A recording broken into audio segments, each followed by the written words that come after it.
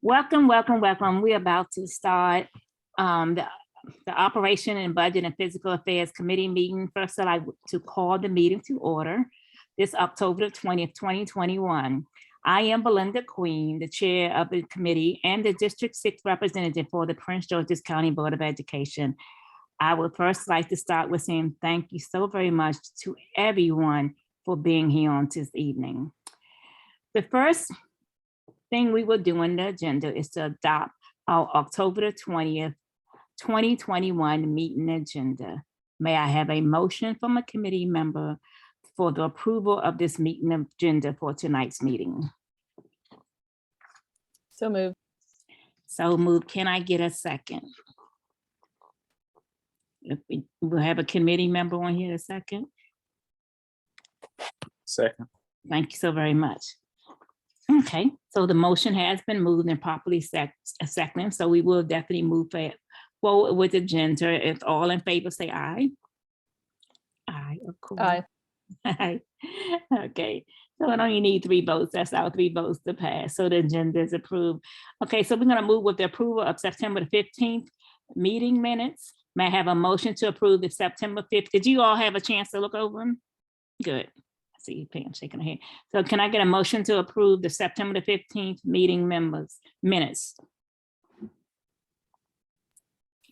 So moved. So moved. Okay. Okay, it's been moved and properly second. All in favor say aye. Aye. That's 3. So we have 3 votes to carry. So the motion has carried. So at this time, we're going to move straight on into public comments. Do we have any public comments tonight? Oh, wow, no public comments on tonight.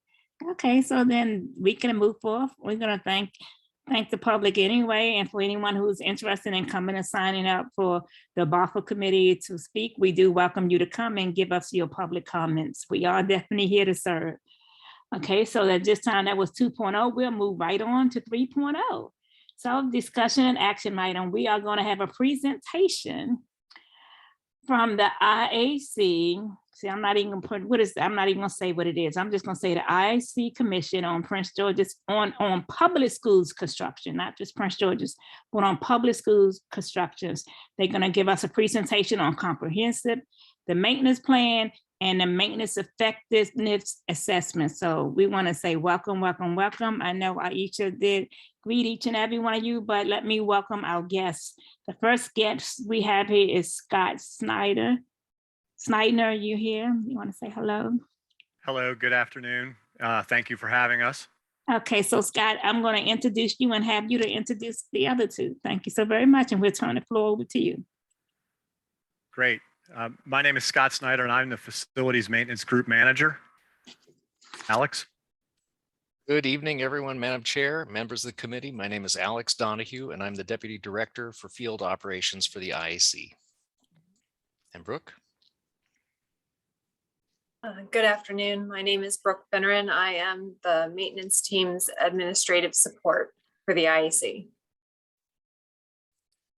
Wonderful. It's a very— Snyder, did you need me to pull up your presentation, or you can do it yourself? You can click the green button at the bottom and have control over yourself. If you want me to do it, I'm happy to do it. Alex, did you want to do it? Yes, thanks. We'll do that. I will share screen now. Thank you very much. Thank you. You're welcome, sir. Okay, is it visible? Yes. Wonderful. First, it's a pleasure to be invited here to talk with you about 2 of the IAC's key efforts around facilities maintenance, the maintenance effectiveness assessments and the annual comprehensive maintenance plans. As a parent, a former public school principal, and a former school district administrator, I share your focus on our kids, their safety, health, and success. And I know well the challenges that Prince George's County Public Schools, like every school district in the nation, faces in doing that. The IAC's mission is in support of your mission. It's to ensure a safe, healthy, and educationally sufficient learning environment for every child in every seat in Maryland. To carry out this mission, the IAC takes a data-driven, needs-based approach. And the toolbox we use to do this includes doing assessments, data analysis, and planning to support portfolio management, providing tools such as the gross area baselines to help in estimating the reasonable amount of space needed to serve a given enrollment, providing a total cost of ownership comparison tool for estimating what a facility will cost to own and operate over 30 years, establishing our educational facilities sufficiency standards to identify the bare minimum for what should be in an existing school facility, conducting the statewide facilities assessment to identify the condition of all existing facilities and their educational sufficiency against the standards, and last but not least, conducting the maintenance effectiveness assessment, which we'll discuss now, that annually measures the effectiveness of an LEA's maintenance in the facilities that are sampled. The MEA is not an assessment of facility condition. There's a separate assessment for that called the Statewide Facilities Assessment, or SFA. The MEA is actually an assessment of maintenance effectiveness. The role of the state's assessors is to measure the effectiveness of the maintenance by evaluating visible evidence of maintenance processes, structures, and practices. State assessors are not there to guess at causes, but rather to focus on visible issues and outcomes, and to share effective practices that can lead to better outcomes.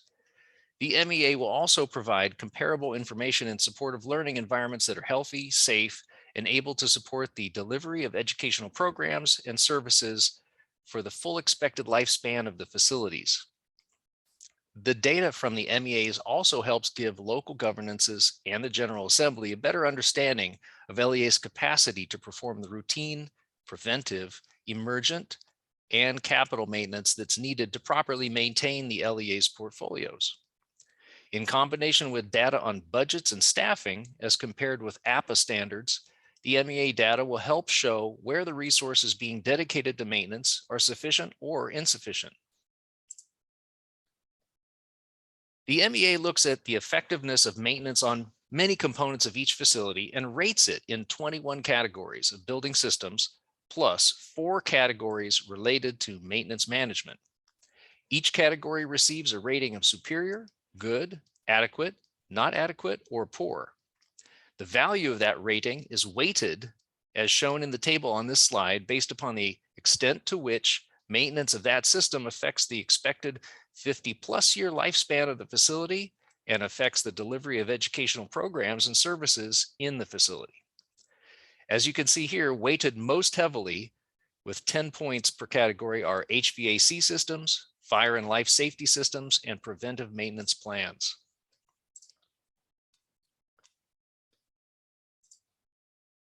IAC staff created a rubric that clearly lays out the criteria that LEAs must meet to achieve each of the 5 rating levels.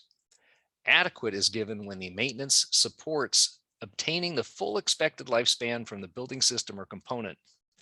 Good and superior levels of maintenance reflect maintenance that should extend the lifespan of a system beyond the expected. Not adequate and poor reflect maintenance that is likely to shorten the lifespan of the system below what is expected. The rubric tells LEAs and the public what the standards are that the IAC uses to measure maintenance effectiveness. It also supports increased consistency across assessors, across districts, and across time, so that the resulting data are more comparable and more valuable to both LEAs and the state. The takeaway here is that a rating of adequate is a seal of approval that the facility should be reliable and should achieve the standard life expectancy outcomes. Adequate really is our baseline target, and it's absolutely enough to reach for, especially considering that every LEA faces resource constraints. Another innovation in the new assessment is that it allows the assessor to log the existence of any observed deficiency in a building system that poses an immediate or potential threat to the life safety or health of occupants of the facility. The purpose of this feature is to incentivize the quick elimination of deficiencies that can harm occupants or cause a near-term loss of educational function. Identified major or minor deficiencies apply a multiplier and result in a reduced score for the facility in the appropriate category. Because both minor and major deficiencies reflect serious issues that can detrimentally affect life safety or health of occupants or the longevity of the facility, each one causes a rating to drop by either 34% for a minor deficiency or 100% for a major deficiency. And that's the rating on that system, not the entire facility. Examples of major deficiencies would be the presence of mold, broken window glass, or a non-functional HVAC system. Examples of minor deficiencies would be clogged drains that could result in water infiltrating the building, small cracks in exterior wall facings or concrete stairs, loose flashing on roofs, or missing or insufficiently secured ceiling tiles. The new MEA goes much deeper than the old inspection did, and it covers a lot more, including the LEA structures, tools, and processes for managing its maintenance work. And it looks harder at the details. This is where a lot of its added value comes from.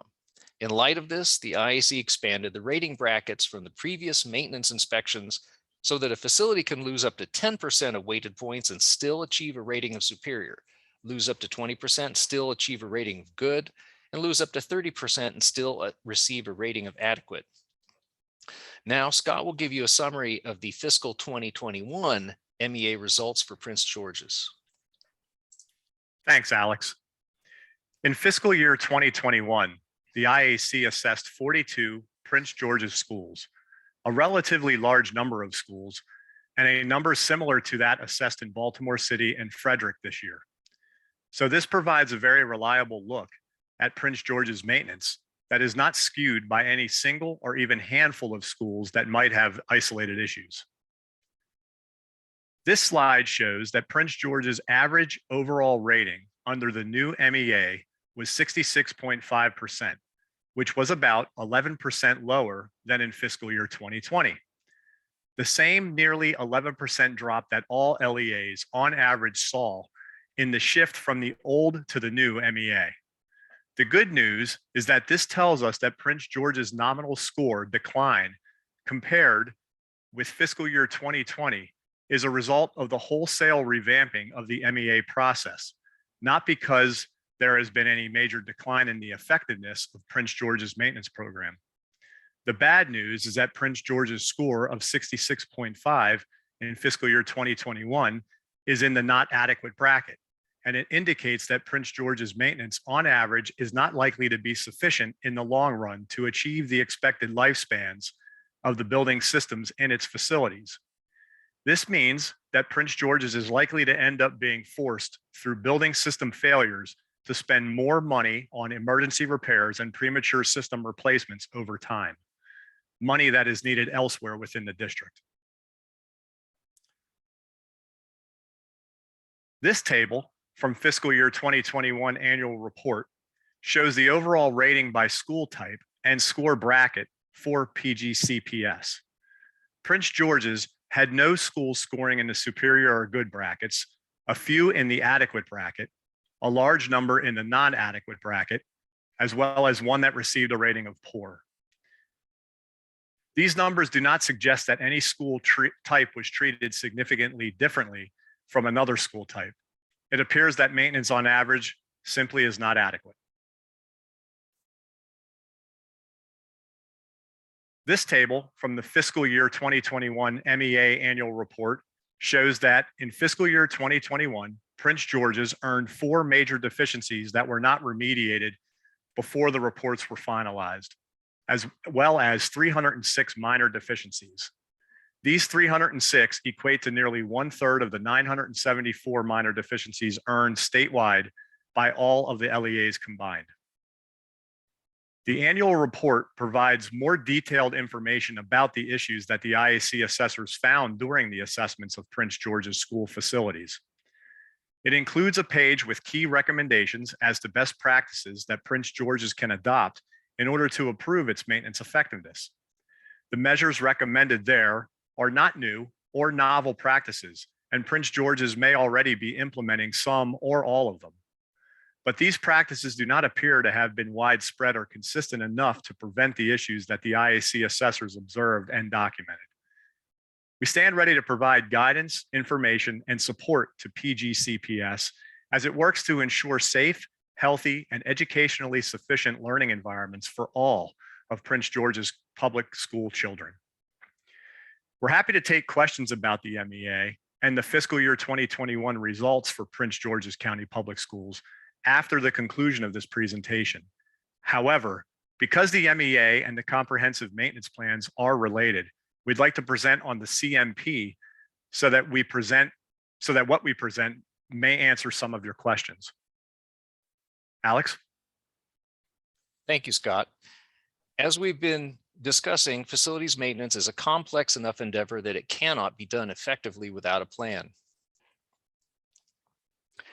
Pursuant to COMAR, which is the Maryland regulations, each LEA must update and submit to the IAC by October 15th of each year a board-approved comprehensive maintenance plan that's compatible with its local educational facilities master plan and its local capital improvement program. The purpose of the CMP is to allow the IAC to do a number of things. First is to evaluate the degree to which the LEA is planning the activities that should contribute to maintaining learning environments that are healthy, safe, and educationally sufficient for all the students that the LEA serves. The second is to evaluate the degree to which the LEA is planning the activities that should maintain its facilities in a condition that will assure that the LEA obtains the appropriate facilities longevity and value from both local and state investments made to date. And the third is to evaluate and compare each LEA's maintenance planning, both over time and across the state, in a manner that supports the identification of best practices that the IAC can then share with all the LEAs. The IAC will review each CMP and provide any concerns and recommendations it might have. The LEA then has the responsibility to resolve to the IAC's reasonable satisfaction any issues that the IAC might raise. In July, the IAC produced instructions for the 2021 CMPs that outlined a completely revised and improved outline of content, including a list of required data elements. In the past, the IAC did not specify the required content in CMPs. And so LEA's CMPs were all over the map in terms of content, and neither the CMPs nor any data within them were comparable across the state. This meant that there was no way to reliably identify common challenges, best practices in terms of solutions, or even the progress that LEAs are making. This new CMP structure has a clear set of requirements as to the minimum content, which will make all the difference. This year, LEAs may submit the content in any reasonable format. In the coming years, the IAC expects to create a template or an online tool to facilitate submitting CMPs in a way that should minimize the work for LEAs. We will also work to refine the data definitions to further align fiscal reporting and to identify and include CMMS, or Comprehensive Computerized Maintenance Management Systems, best practices. But more on these in a moment.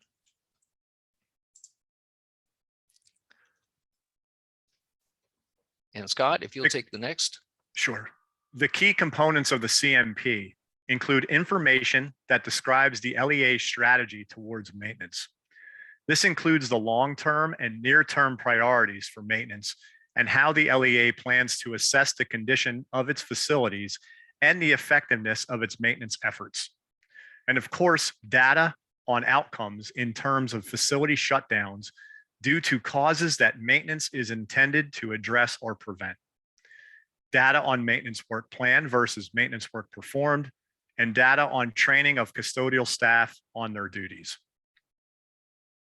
Additionally, the CMP must include data on staffing, budgets, and spending, both in terms of the actuals for the past year and the goals or targets for the coming year, shown for comparison purposes against industry standards. And there must be a description of the major planned maintenance actions by facility so that the IAC can evaluate the degree to which the planned maintenance matches the facility's needs shown in the maintenance effectiveness assessments and the statewide assessment of facilities condition. As I am sure you're aware, the CMPs were due last Friday. We understand that the Board of Education approved PGCPS's CMP, but as of this afternoon, IAC staff have not yet received it. In past years, the IAC did not have a rubric for evaluating the CMPs submitted by LEAs. Due to chronic understaffing, it's likely that most CMPs in past years got only a cursory review at best, and feedback was at the discretion of the reviewer. This fall, we're on track to improve on that history by developing a rubric for review of the CMPs so that we can evaluate each CMP against a common set of criteria that we will share with the LEAs. We expect to develop that rubric over the next couple of months and begin reviewing CMPs after the first phase of the CIP season is completed. If the IAC provides any feedback to an LEA that requires a response, a reasonable time frame will be provided. Finally, I expect that we will learn quite a lot from the evaluation of the 2021 CMPs and will generate improvements that we will want to incorporate into our 2022 CMP instructions, which we are currently calendaring for release in June. Of course, if we can manage to release the instructions sooner, we will certainly do so, as we want to give the LEAs as much time as possible to prepare their CMPs. This concludes our presentation on the IAC's maintenance effectiveness assessments and comprehensive maintenance plans. Before we take any questions you may have, Alex and I want to again thank you for inviting us to discuss these two very important topics with you. We always say that the two most consequential activities in facilities portfolio management are planning and maintenance. We appreciate very much Prince George's focus on maintenance and all of your staff's efforts in this area. We now stand for any questions. We want to thank you so very much for such an awesome presentation. We know here in Prince George's County that maintenance has been a big issue for us, and it's not just something that just came up. The schools have been overlooked for years. I do have to give kudos because our new CEO has been working hard and the board to bring new schools to the area along with our county council and our legislators to make a change with not only with new schools, but updating a lot of the HVACs and so many of the issues that you have stated. So I thank you so very much. I was a little disappointed, but I can expect for us to be not adequate because of the overlook of the maintenance plans that have been going on for the years. But I can foresee us being in the next couple of years, especially after 2023, meeting the adequate and even hopefully beyond their meeting the good. So I don't know if any of the other board members, we have our chair, Madam Chairman on here of the board. We have Dr. Miller on here. We have our board member Boozer Struggle. Do any of you guys have any questions? Any of our board members, first of all, or concerns? Are you asking if we have any questions? Yes, ma'am. Oh, no, that was a very comprehensive report. Thank you. Thank you so very much. I see board member Pam.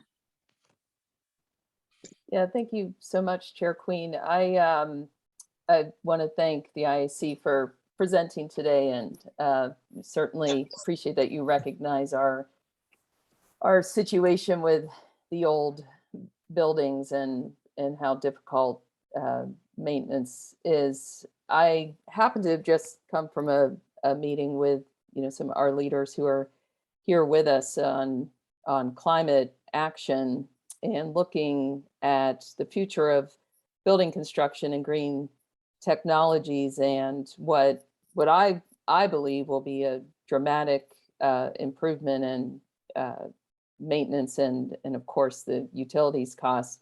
How is the IAC looking at the LEED certified net zero energy building technologies overall in the state of Maryland around comprehensive maintenance? Thank you. Certainly. Thank you for that question. First, Madam Chair, the IAC is part of a larger combination of state agencies that do work together in a couple different venues around energy efficiency and green building, including the Maryland Green Building Council. And the Maryland regulations require that each school district, when doing a major renovation or new school project, have those school designs comply with the high performance building program, which allows for school districts to choose between meeting one of three different high performance building or green standard sets. One of them is LEED, a LEED silver level. And that is part of the existing requirement set. There also has been a move towards exploring more options for net zero buildings. And there have been 3 built in the last few years in Maryland. including with state support. The state contributed a number of $1 million to each of those 3 projects just in the last few years to create net zero energy schools. And recent legislation from the General Assembly has tasked the IAC and the Maryland Energy Administration with working this year on developing recommendations for essentially the next generation of net zero energy policy in the state, which will open up opportunities for school districts around that.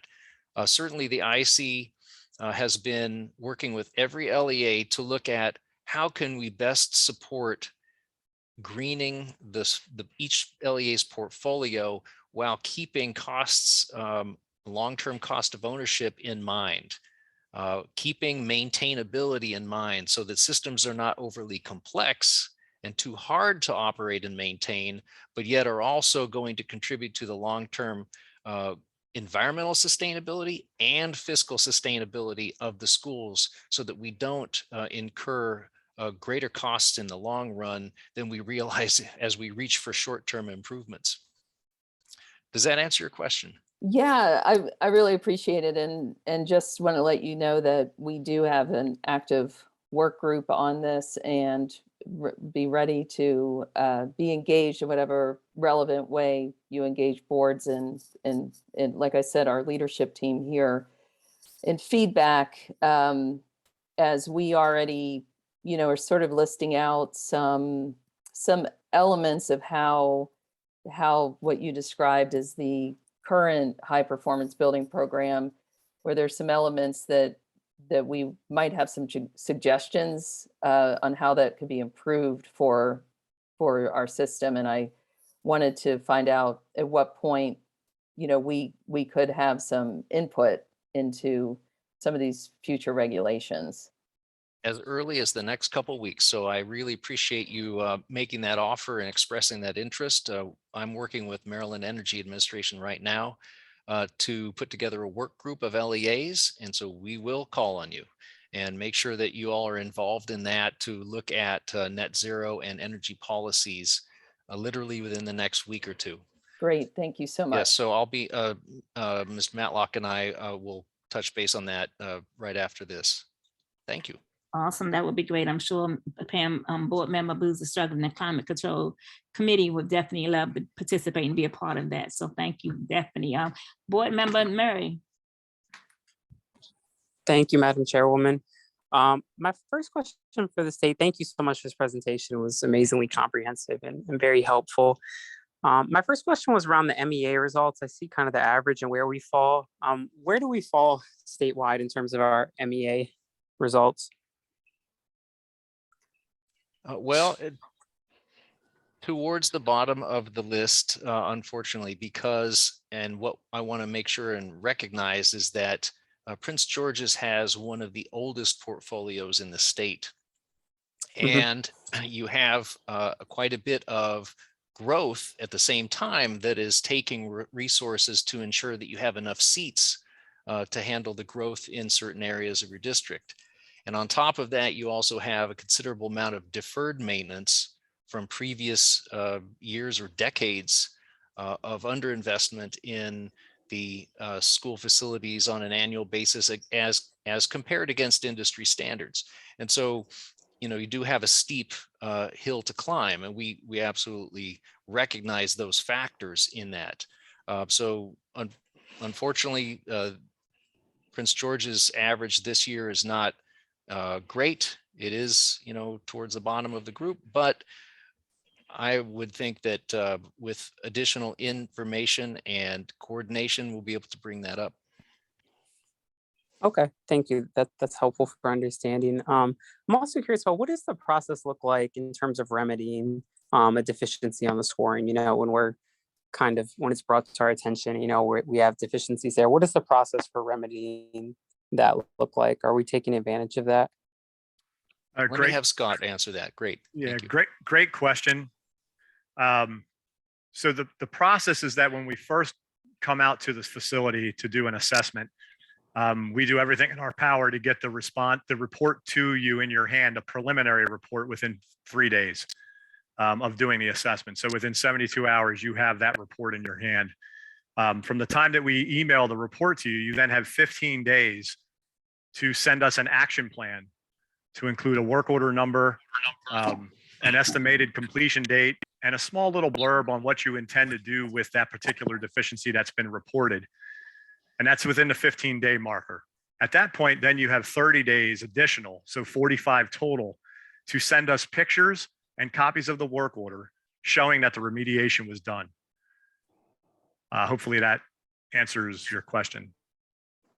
That is helpful. Thank you. I'm kind of curious. So this question might be for PGCPS staff. What percentage of our over 300 deficiencies that were logged by the IAC, what percentage of them got tickets put in the system and had work performed on them? This is Sam Stefanelli. Hey, Sam. Have a work order created. Typically, we try to address the ones we can address through normal channels within the 45 days. However, I have to say this year, the assessment was done while my maintenance staff was busy preparing the schools for the students to return from COVID. So I had a limited amount of resources to put towards this endeavor. In the past and in the future, we were able to work closer with Scott's group and get a lot of things corrected. This year, we really did not have the resources to address a lot of them within the 45 days, and that shows in this assessment. However, we try to work closely with the IAC because their goal is to help us improve our systems, and I try to have my staff work closely with their inspectors for not only the inspection purposes, but for training, for things to look for. Their inspectors have different skill sets and that we can learn from, as well as our coordinators have the skill sets their inspectors can learn from. So we try to work together. But the percentage that were completed, I don't have that number off the top of my head, but they all are put into the work order system and addressed in a timely manner. Okay, thank you, Sam. And is that typically us performing that maintenance, or are we contracting out some of those work orders that the IAC has? It depends on the size. They've pointed out some structural deficiencies, which we've had to bring in outside organizations to help us with. But for the most part, they are work order scope deficiencies. Okay, great. Thank you all. I appreciate it.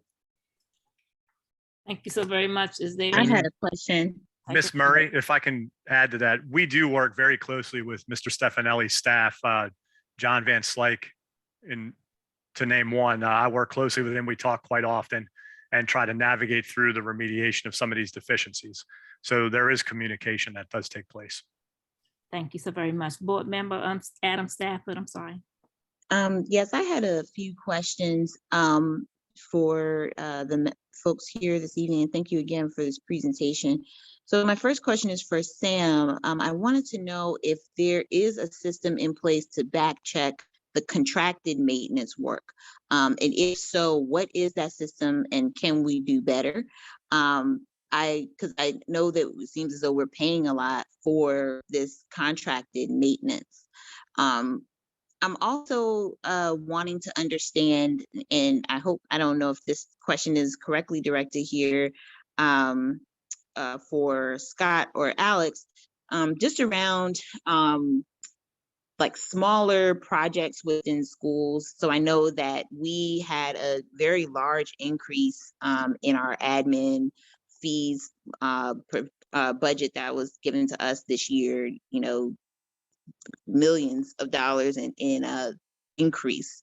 And so what I've been told or explained to me that these are for smaller projects that need to be completed that won't, you know, fall under, I guess, what's already in the budget. And I just wanted to know if you're seeing that with other districts, that they're using that sort of admin function in their CIP budget to handle smaller projects. Is this, you know, an outlier? And then just in terms of, you know, some of what came out of the audit from 2018, I'd love to know what from that audit have we improved upon here in PGCPS, particularly with the the timing of projects being completed.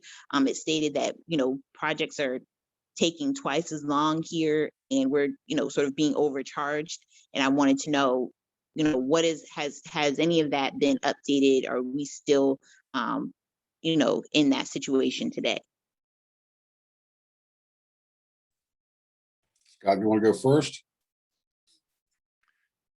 So I can briefly try to touch upon that one. I think we have another staff member within our organization that might be better to reach out to you to discuss all those questions, though, because I don't get directly involved with projects or the project management aspect of things. So I'm not really too sure how you have improved and or compared to the 2018 audit you referenced.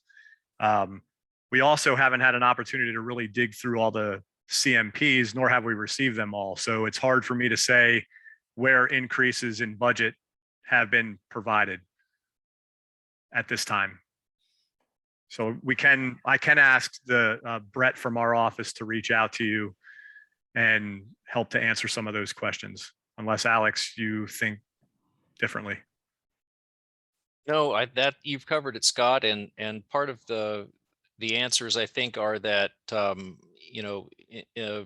Ms. Adam Stafford, you referred to admin fees, and that's an internal LEA level budgeting practice that is not something that we look at in the maintenance assessments or evaluation. It's not something that we've been looking at. So that I think that is really a question for PGCPS staff. 2018 audit, likewise, that's not something I'm familiar with. I am assuming from your comments that it relates more to project, basically scheduling, planning, budgeting, implementation, and that again is not something that we were involved in that I know of. And then again, for I think checking contracted maintenance work, I think that would be probably for Sam. So I'll let Sam answer that. And as far as contracted maintenance work, up until this fiscal year, all of our contracted maintenance work, except for some of our HVAC equipment, preventative maintenance, was all done outside the work order system. And we were using Oracle's assessment and approval process to ensure that people were following up on contracts, which was it was one of our weakest links. So we've established now that all contracted services are put through the work order system and assigned to somebody in Prince George, in my department, to oversee the contract and ensure the work is done properly. And that lends us the ability to actually assign it to the local mechanic. Let's say, for instance, if they're doing HVAC work at a particular school, we could assign that temporarily to the mechanic just to put his eyes on it, make sure the work that was said was going to be done was actually done before we close it out. So that has been one of our Achilles heels, but we are improving that with the new process that we're implementing. And I've noticed that this year already in the assessments on the plumbing end. So I know, Sam, you guys have contracted with some plumbing contractors to assist you with some work, and we have noticed that. Thank you so very much. Is any other Oh, I'm questions? sorry. I guess I'm wondering, so with that contractor work, what are the controls that are put in place to ensure that these projects are done on time and within budget? Okay, well, the contractor work that I do, there's two types. I have projects that we do. We have someone that manages that project. We have two project managers, and I'm going to go through this when I have a presentation to show a little later. But most of our contractor services are for preventative maintenance and maintenance scope work as opposed to large projects. Most of our projects, let's for instance, a parking lot project, we create a PO, we send it to the PO, and it's done within that PO. Very rarely do we have change orders unless we find an unforeseen condition. Because of the scope of our work, it doesn't lend itself to change orders and to scope creep because our projects are small.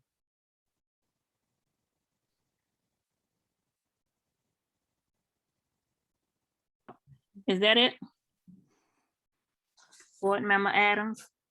Yes, Okay. thank you. Well, at this point in time, I want to say again, thank you so very much too. And I want to say it for people who really didn't know actually what it is.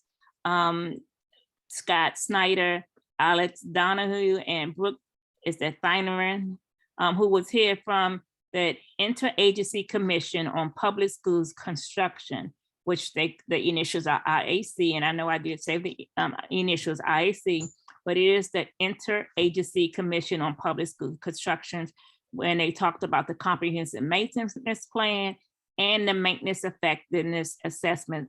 And they gave us an overview of where Prince George's County Public Schools stands, which was not adequate. We're not where we want to be, but we're working very hard to get into that adequate. And that's what it was all about. So we can know what it is that we need to do. And even as a board, to make sure that our staff, the maintenance department and our CEO has everything they need to make sure the Prince George's County Public Schools get to that adequate. And I'm pushing for that good so we can get above adequate. So again, I want to say thank you so very much, each and every one of you, for taking the time to come out and present to Prince George's County Public Schools so we can be the best schools possible to make sure that all of our scholars and all of our staff are sitting in schools that are definitely of an environment that is enjoyable and comfortable for them to get the best quality education possible. So that does mean a lot, and us putting our kids and our students and our scholars and our staff first to make sure that they do have the best possible environment, that where they're being educated and they're getting their education as scholars, and where all of our employees, we have thousands of employees are working, but they're in the best possible environment that we can have. So again, as the board chair, I want to say on behalf of the board, thank you so very much for taking the time out to do the presentation for us. Madam Chair and board members, thank you so much for having us. Well, Member Queen, if you don't mind, I have one quick question Yes. from my colleagues who we've been working very closely with. I do realize this is the first year that we moved to the MEA system, and it was a pilot year. And I'm just curious, and I've been talking to Mr. Stefanelli, that as we move forward in the future, is there a planned number or percentage of buildings that you will assess each year? Because I was just curious. In fact, us, Baltimore City, Frederick, we got a large percentage of the overall assessments that were done this school year. So for instance, a county big like Montgomery County, Anne Arundel, they got a very small number of buildings assessed. So is there a number that we should plan on being assessed every year, or will be similar to the old system? Good question, fair question. And I know Sam knows the answer to this. When I first came in 2020, COVID had shut you guys down and we weren't really able to do the assessments. And we still had to get in to do them because we do want to make sure that we are hitting all the schools within a 5-year period. So our plan is to hit around the 20% marker, typically. This year, I think we have 39 scheduled because we're still trying to catch up a little bit. We had some canceled from last year. But I suspect you'll be a little bit less than that, probably in the upper 20s every year to mid 30s, which should constitute that. I do need to get with Sam because I want to find out so that we can do the proper sample sizing and sample sets of each of your areas on how your maintenance of your facilities are broken down in regions so that we can give you those correct samples from each region. Absolutely. That's kind of where we're hoping. And that'll be the average throughout the state, because one thing I like to see, especially when we're being compared to the other LEAs in the state, is that everybody kind of gets assessed on the same percentage. And then that way, you're taking the other things, of course, age of facilities and things of that nature, but it gives us a better idea of, where we stand in terms of LEAs across the state. So I just want to make sure that 20% is a standard number that's across the state. Yeah, absolutely. That's our ultimate goal. It's what we're striving for. Of course, like anything else, capacity can hit that and derail it, but we're working real hard to make sure that or happens. A pandemic can derail it. Or a pandemic, as correct. it has. And then we'll see you the following year, right? Absolutely. But no, I appreciate the hospitality when we come out. Everybody's been very cordial to us. And it's just some small things that have to get worked through. And I think, Ms. Queen, you guys will find yourselves in that adequate range. It's just a small lift. Absolutely. Thank you. Appreciate it. I think that was definitely a good statement, that we're all, across the state, the 20%, that is very important. So it is done fair. And I just want to say thank you for coming out. because we are striving to be the best we can be in Prince George's County. And we want to make sure that we're doing everything we can, as I say, to make sure that we have the best environment for our scholars and for our staff. So again, thank you guys. If y'all want to jump off, you can jump off. I appreciate each and every one of you, Scott, Brooke, and Alex. Thank you all. Have a great evening, everyone. Thanks, Aisha. Thank you. Okay, so as we move forward, now we have another presentation on my paperwork here. And that's, I think that's the one you have, Mr. Stefanelli. Let's see, we're gonna move forward. That was 3.1. So we'll be moving forward to 3.2. We will have our CIP moment, maintenance review by Dr. Fawcett and Mr. Sam Stefanelli. You have the floor.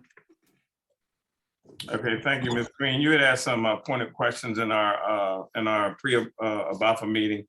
So I brought with me tonight Mr. Stefanelli and Mr. Matlock, who are going to do a short presentation and hopefully to address those questions. But we stand here to answer any other questions that you may have this evening. So I'll turn it over to Sam at this particular point. Okay, give me a minute here. I'm trying to get this open so I can share it. Hold on for 1 second. So are you one of them people that don't like to share, Mr. Stan Stefanelli?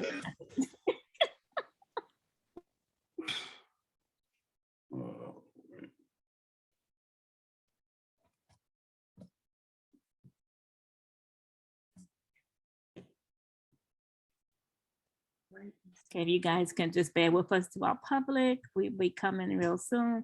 But while he's sharing, Dr. Fawcett, is there something you want to say while he's trying to get that up? I just once again like to thank the IAC for coming in this evening, kind of getting an overview. This was a pilot year, and they've kind of changed, how they're assessing. And Sam and his team has been working very closely, with the IAC to remediate, some of the identified shortcomings of the system. But we do know, and I see Sam come up here. We do know that our system struggles with the approximately $2 billion maintenance deficit that we're trying to close. And as I've stated in previous meetings, we work from both ends of the spectrum, trying to make sure, even when it comes to our capital dollars, that we're building new buildings, but at the same time, some of our larger projects and even some of our smaller projects tap into that capital budget to kind of keep us afloat, as we build new buildings. But, with things like the ACF program that we put on, we have the 6 middle schools going. The state is coming up with the new program that we're going to be involved in. We hope to close these gaps sooner than later. And Sam, you had it up, now it's gone again. I'm logically, hold on for 1 second. I've got the version. Want to help them out? Yeah, I don't know if it's the final version, but Sam, I did get the one that was sent earlier. So if you want me to share it, I can share it and move it forward. Let me see here. If you want, you could have sent it to Ms. Berkeley and she can share it while you talk. I believe this is the version. Give me 1 second. Okay. Yep. Okay, here we go.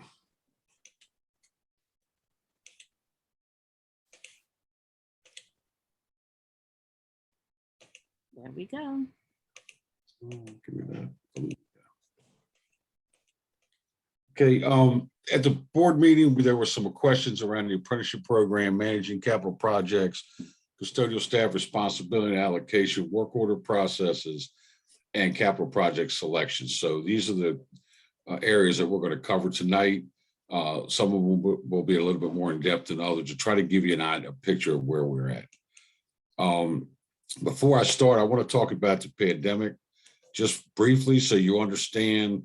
During the presentation, I'm going to say a lot of our data is going to change over the last 2 years because we were interrupted by the pandemic. And if you look at this graph, this shows the blue line is our work order system, the number of average days of a work order, and the red line is our workforce. And you see during the pandemic, our workforce went down to 0. Our work orders shot up. When we came back to, this is when we were about 50% capacity, and then we got back to full capacity. So you see the effect the pandemic had on our workforce. We lost almost 200,000 labor hours in maintenance during that time. Also during that time, we were concentrating on, like I alluded with Scott during his inspection process, we were trying to accomplish these feats as well, fixing plumbing fixtures, custodial preventive maintenance labor hours is 6,000 hours, and that's mostly changing 90,000 MERV 13 filters to ensure the safe classroom to the kids. We had to repair a lot of exhaust fans to get proper airflow, cutting and installation plexiglass barriers. We spent 2,200 hours doing that. And of course, our hand sanitizers, we were limiting them before pandemic to somewhere between 3 and 6 per school. We increased that to the high schools, we're up to 30 or 40. Elementary schools got a minimum of 6, but most of them are increased to 10. So we spent about $3,200 installing all those hand sanitizers and soap dispensers to make sure the kids were safe. I just wanted to touch on that so you'll understand later when I talk about the pandemic what I'm talking about. The apprenticeship program. Building Services joined CTE program back in 2018, and we established our student apprenticeship program. The apprentices trades include plumbing, HVAC, masonry, carpentry, and electric. The way it works is they start in 10th grade, I believe, and they take their first year of classes. The summer of 11th grade, they work part-time for us, full-time for us, over the summer, from just about the day they get out of school till right up until they go back to school. They're getting 40 hours a week working with one of our mechanics as an apprentice. Then in their senior year, they become part-time employees and they only work hours that they can. Typically this year, we've scheduled it to only days when school is not in session and the students can come to work for us full-time. Last year, we tried to work a part-time schedule, which got very complicated with 11 different apprentices and 11 different schedules at the high school.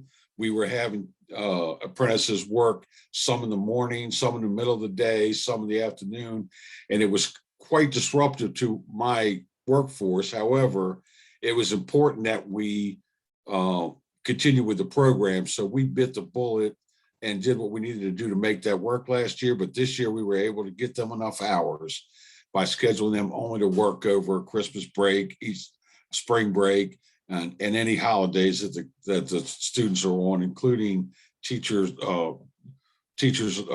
development days where they can work a full-time day. In FY21, we hired permanently 8 apprentices in our system, and they are now in their 3rd year, and we are providing them with the education currently at Prince George's Community College to meet all their state requirements for their licensing. That was the agreement we made with the students when they signed on to the program. And in FY22, we started an additional 6 apprentice 11th graders over the summer, and they're now working with our workforce as seniors to work towards the end of the program. And at the end of the year, we're going to look to see if we can hire all 6 of those apprentices. In the first year, we guaranteed them employment, and all the apprentices were employed either through us or through private companies, unless they voluntarily dropped out of the program or declined the employment, because some were using this as a catalyst to other means and they didn't want to continue. However, the program is very successful. And to answer the board's question, if I had my way, my entire workforce would come out of this program. These students are very successful. They're hardworking. They're smart. They get an opportunity to learn from both our people and people on the outside. They're very good employees, and we would like to continue this program and expand it in the future.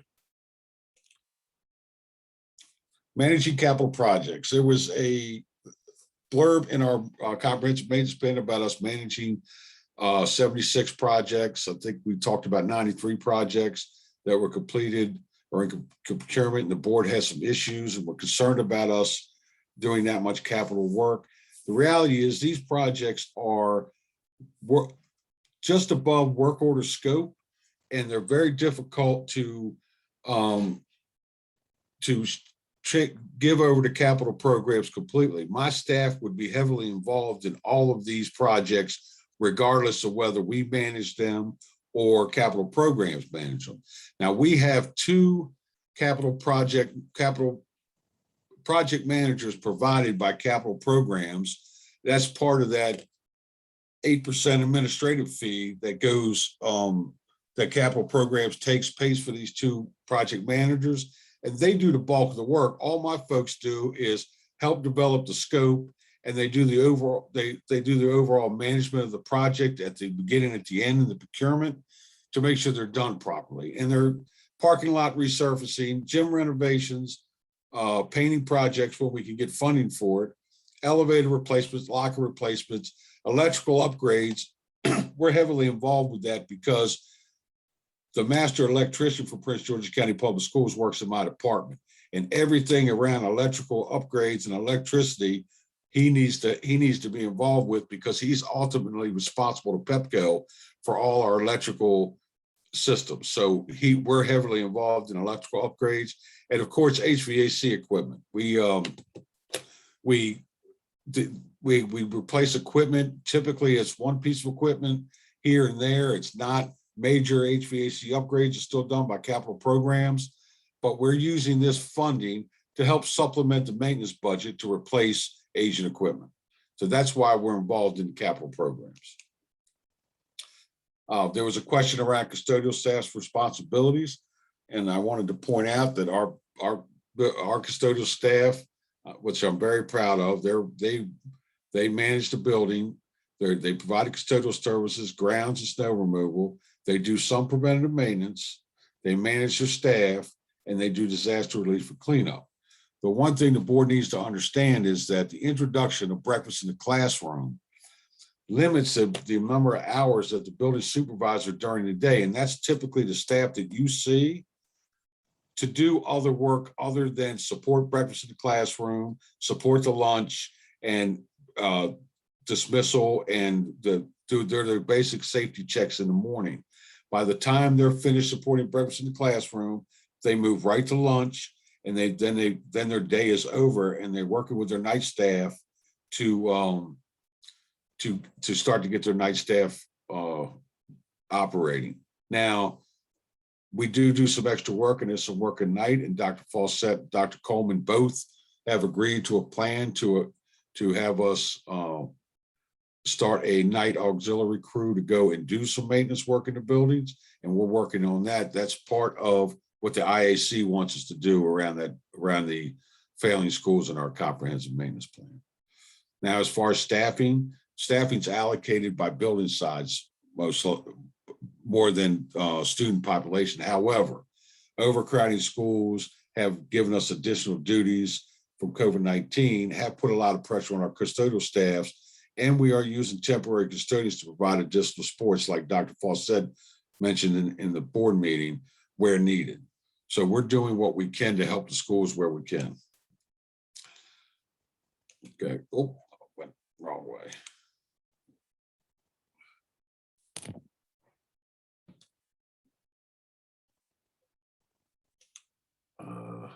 Previous, there we go. Okay, the work order process, just to give you an idea how our work order system works. The facility puts in a work order. The work order comes down to what we call the bucket, and that's where our radio dispatcher is. Our radio dispatcher has the ability to touch every work order to ensure its accuracy, to ensure all the information is there. And then it goes off to our master foreman. Our master foreman decides the priority and then assign it to the crews.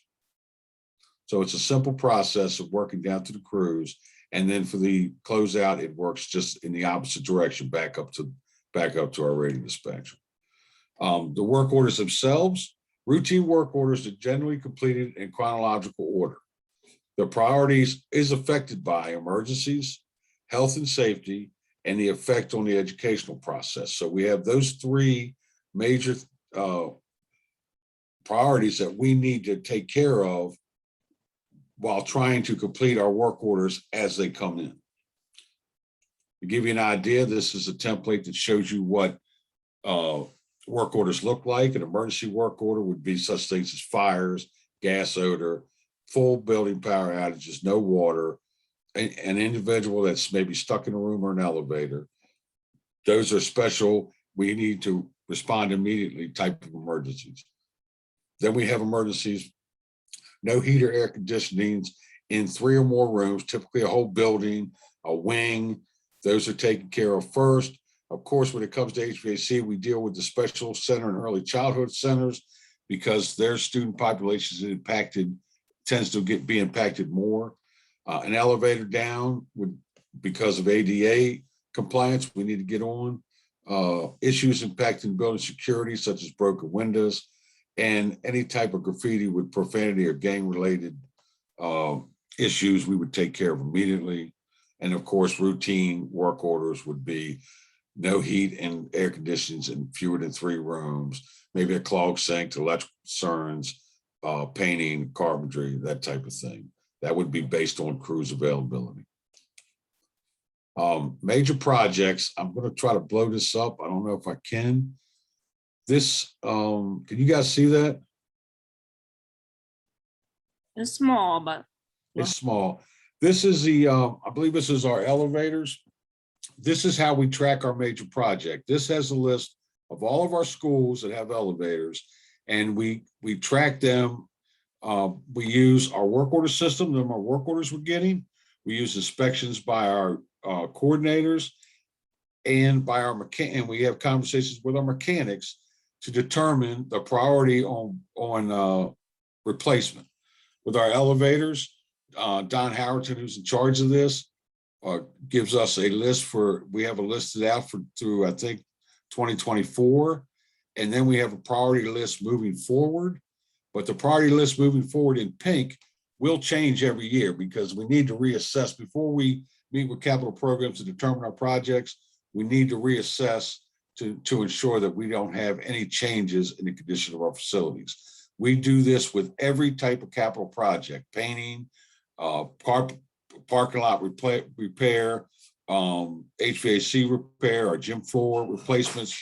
We have a standard list that we go by. Now, this will change, and sometimes the priorities change. For example, Central High School, as you know, we closed Central High School because we were doing an HVAC project. We determined that the students were going to be out of the buildings for 2 years, so we shifted some other projects that were slated for later for Central High School to get them completed while the building was empty. So, like we did the gym, we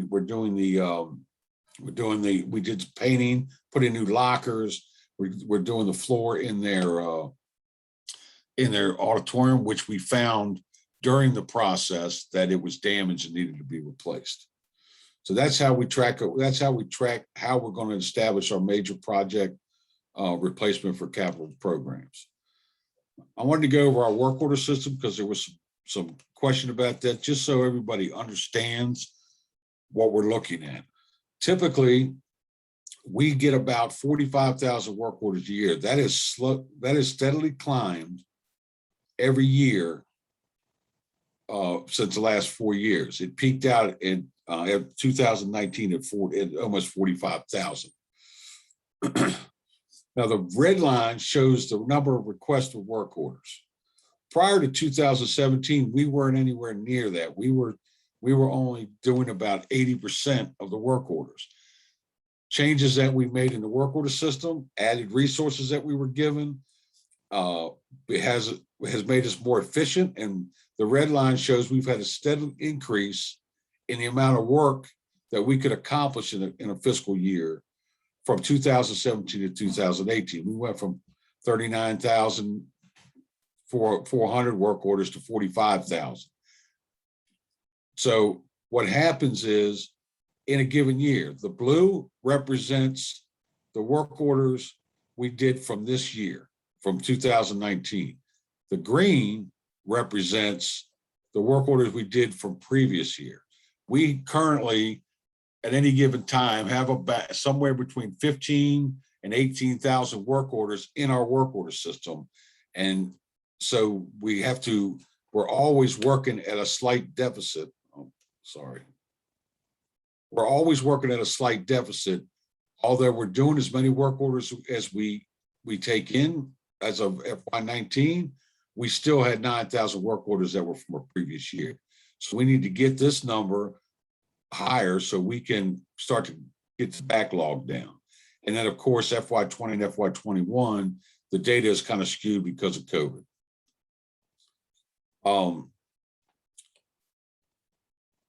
So in FY 2018, we began to implement our preventative maintenance program. And this was one of the questions, I think one of the board members asked about the 18% completion rate. That was around preventative work orders. What we did was in FY 18, we started at 3%, and 19, we wanted to be at 6, 20, we wanted to be at 12%, and 20, no, I'm sorry, in 21, we wanted to be at 18%. So we basically wanted to double our preventative maintenance every year. And the reason is this. This is a snapshot of our preventative maintenance.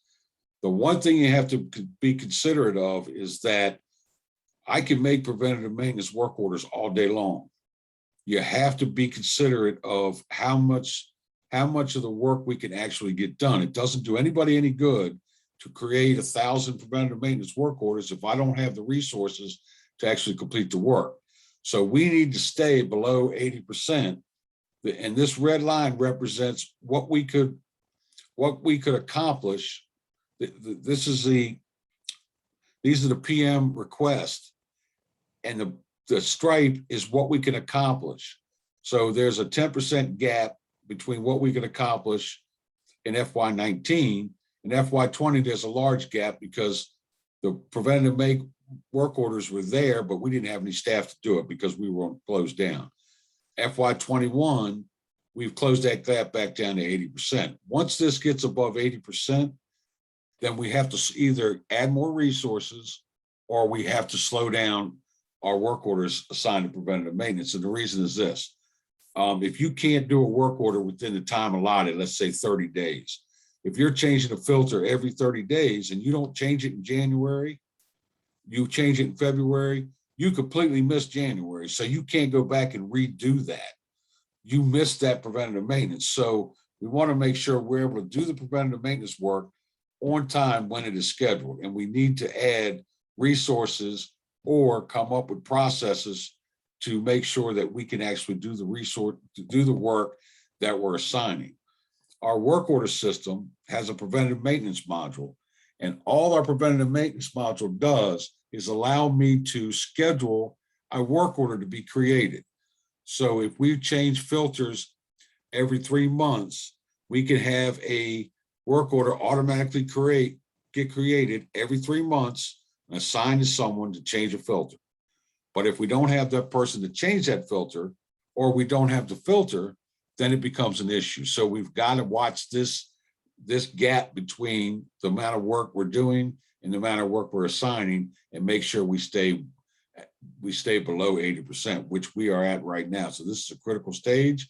And I'm glad to say that Dr. Fawcett and Dr. Coleman have agreed to a plan to increase our resources by reallocating some staff so we can move further with this, which will further allow us to increase our preventative maintenance work orders. Okay, that's all I have. Do you have any questions? Thank you so very much for your comprehensive maintenance plan information. It was really interesting. I do have, before I'm give everybody else a chance to prepare for your question for the CIP maintenance review, but I have a question. I know COVID had shut down, and I looked at your chart, and I know because of COVID, a lot of things are shut down, but with the schools shutting down, I'm just trying to figure out, that would have been a time when we were locked down for them 17 months to have maintenance working, like plumbers in the school, to have people painting our schools, to doing things where it was no students in the school, especially when, because they say COVID was only when you went in crowds of 5 or more. but our schools are so large, people could have been painting in different areas. So I'm just curious why we didn't have our painters or people who have plumbers who could have been working on certain areas into the schools. And these are our employees I'm talking about doing these things at that time when we were in shutdown. And the answer to your question is yes, we did do that. However, the early stages of COVID, everybody was off. And you have to understand, even though the buildings are closed, that ball keeps on bouncing. That building's running. We're having to operate. We're having to cut the grass. We're having to do the normal things. We took advantage where we could. However, most of our staff was in the process of preparing for the students to return. All those work hours that you see, the 6,000 work hours to change filters, the installing, all of that was done during that time. And because we only have one maintenance yard, what we needed to do is we had to go to an A-B week. So our staff was only working at 50% capacity. Places like Montgomery County and Anne Arundel County and Frederick, and they have 2 and 3 maintenance yards, so they were automatically separated. Had we not done that, we ran the risk of an outbreak at our maintenance yard, completely shutting our whole entire maintenance yard down. So we had to protect our workforce by splitting them up. We're able to later come back in different locations. We opened up a temporary location and our work orders increased, but we did get a lot of work done around that. And we did some capital programs like painting because the students weren't in the building also.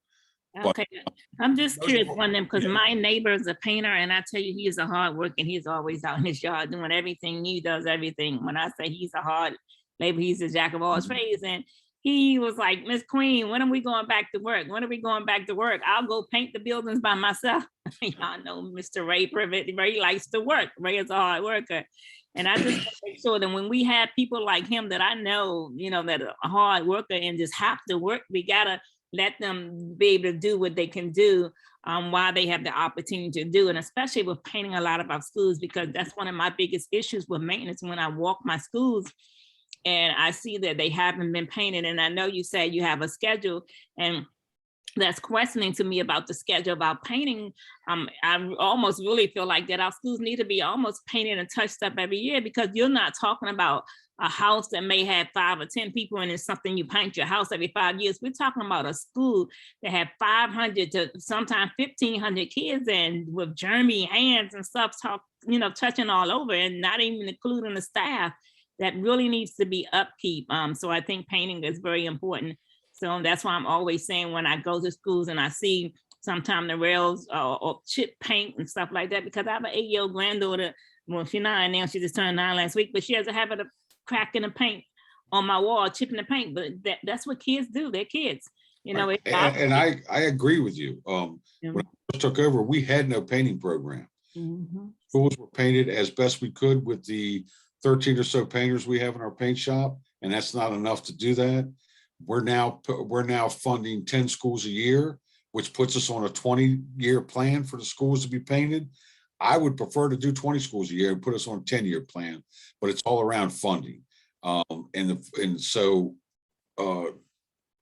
I would love to increase that, but we did start and we're moving forward, and you're starting to see where we are able to go in and paint the schools. And not only are we painting the schools, I got off of the everything has to be beige, the way our maintenance department used to have one color for all schools.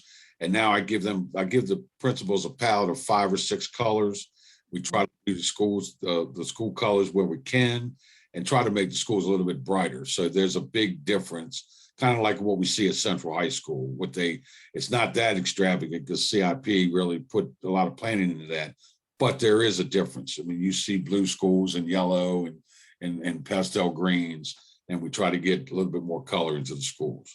Okay, so one of the things you said funding more schools to paint. So what type of funding is it? So me being on a transparent, you're saying one of the issues is funding. So what is wrong with the funding that we cannot get these school paint? Well, up until, hold on, let me share this with you.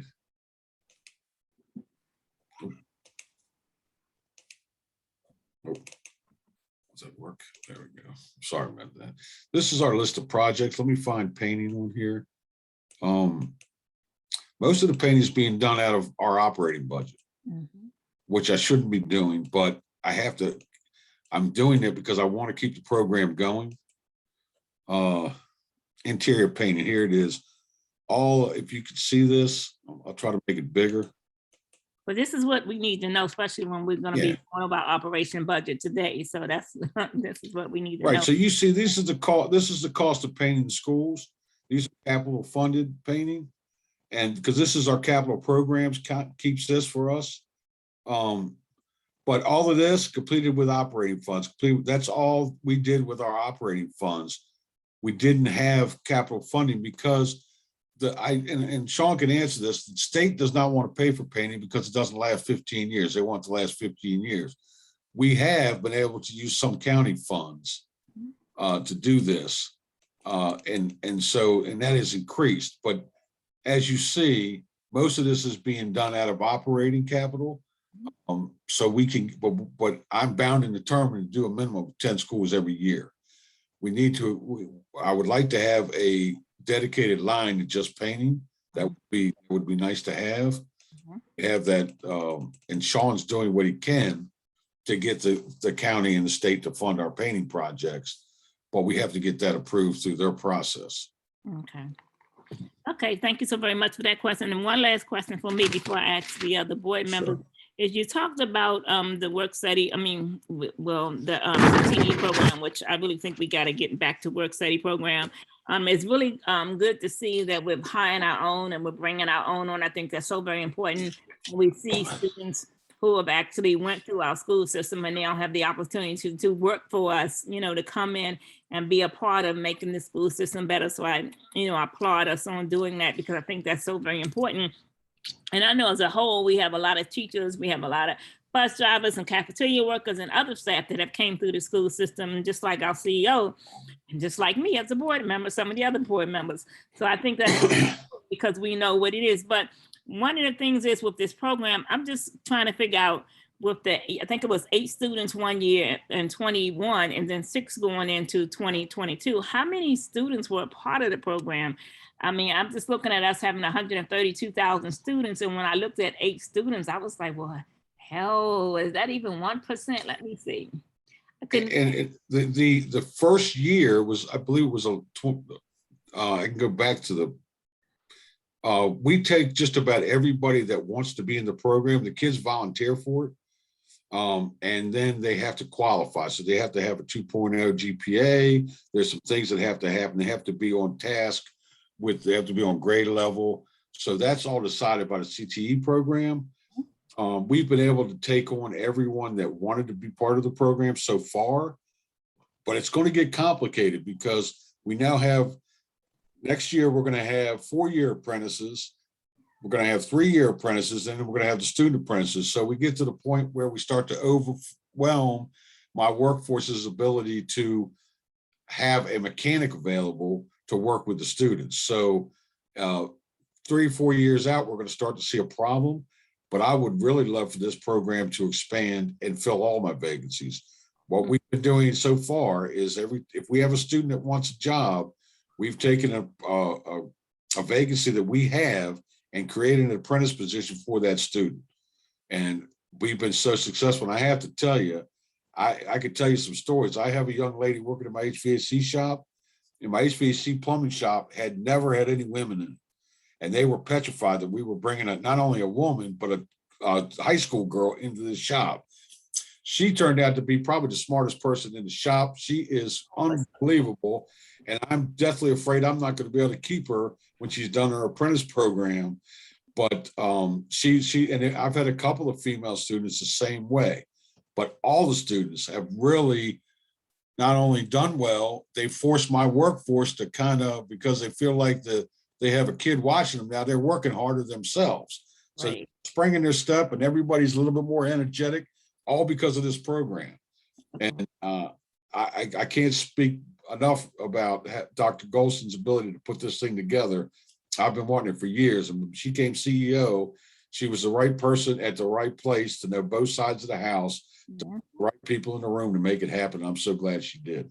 It's a season for everything, and this was definitely a season for it. So we are all glad that it was her season to do that. So we're definitely, as I stated, we're all glad that that has happened. I think that's all I can think of, the questions that I can think of that I wanted to ask. I know you put a list because I did ask the duties of the custodials and maintenance, but when I see you put they are responsible for the outside of the school, it's bothersome to me. And so I must admit, and I don't mean to offend anybody who is a maintenance person, but when I was growing up, and even when my daughters and them were growing up and they did summer youth program, they did the maintenance, they took care of all of the maintenance in the school, and they made sure, from the baseboard and everything that was clean in the school. And even on the outside, I remember going up checking on the kids with the summer youth program, when it was a sidewalk and you seen grass sticking up in that sidewalk, and the maintenance crew was getting that grass up. But it seemed like now our maintenance don't do that. They let the grass come up in the sidewalk, it's coming up between the concrete, it's coming up in even in where the cars drive in the driveway. So why they are no longer responsible for making sure that landscaping is really completely done landscaping. I understand like Walker Mills sometimes have the companies that come in, I think maybe once a week or twice a week, and they do the big part. But even some of the little part of the maintenance, especially just close up to our schools doors, and when you see all this weed growing up, that's not being taken care of at all. And we understand that, and we have a plan to try to remedy that. One thing the system needs to understand is when you were going to school, when I was going to school, they were dumping chemicals on that sidewalk, and they were dumping chemicals on that fence line. And in that, we can no longer use those chemicals. We have to remove it all by hand. Things like Roundup. You've heard all the things about problems with Roundup. So that causes a lot of, that's an extra work we have to do, but we got to find a way to do it. Yeah, but actually, no, it was no chemicals. We were pulling it by hand, and so did the kids from my kids' generation. They pulled it by hand, so they had the little thing to dip. So they definitely didn't use the chemicals. I think the Roundup came afterward. That was the lazy generation. But no, we definitely did it by hand. That's like the microwave generation, right? When things got really easy for the society. So no, it was hard work, labor, but it was done by hand. But it looks so much neater with your landscaping when that is done. So, and I know it's time consuming. I do know at Walker Mill, when I was having a problem there, to be honest, I know their weeder was out. So that was because I was like, what is going on with all this weed? So their weeder was out, and were able to get it fixed. So I know that's important also to make sure they have the weeder to be able to do that.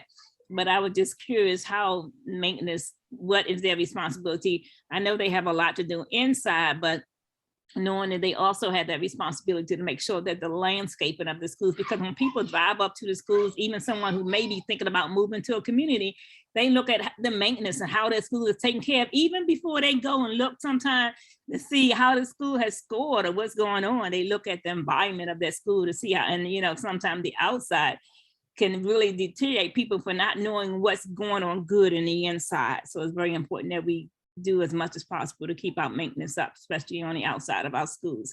Is there anybody else on the ABAFA committee or any of the other board members who would like to ask any questions concerning the nice presentation that was done by Mr. Stefanelli? Nobody else? Okay. Well, thank you so very much. Ms. Quinn, I do want to interject. I texted you, I don't know if you saw my text, but there was in the middle of Mr. Stefanelli's presentation. Any of our staff that are in a PGCPS building, they got cut off, and they're just joining us back right now. And I think some of them are still having some difficulty. So just just to let the public know they're doing a system upgrade and within PGCPS right now. So we're having trying to figure out those kinks, but just bear with us. Yeah, it was scheduled for today. And then when I saw that scheduled for today, I was like, from 5 to 6, that's done. I said, oh, my ABAFA committee started at 6, it'll be over with. But it wasn't. Thank you. I was one of those staff members caught up in that. So thank you. I saw Michael outside walking around. I said, it's okay. It's going to work out, you guys. See, Mr. Stefanelli held y'all down. He was still going. Thank God he's at home. No, he can hide his background, but we can see he at home. Stop yawning. I started 4 o'clock in the morning, so. Just messing with you.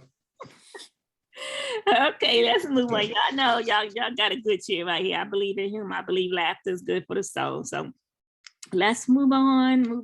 Dr. Paul said, did you have anything else you want to say, or is he still cut off? No, ma'am. I was one of the ones that were kicked off, and I decided I was going to try to get mobile because I was able to bring it up on my phone. But I'm good. I picked up the presentation, and I'm perfect. We can keep moving. Okay, very, very well. So we're going to go here to the 3.3 on our discussion on our operation budget and board priority survey results.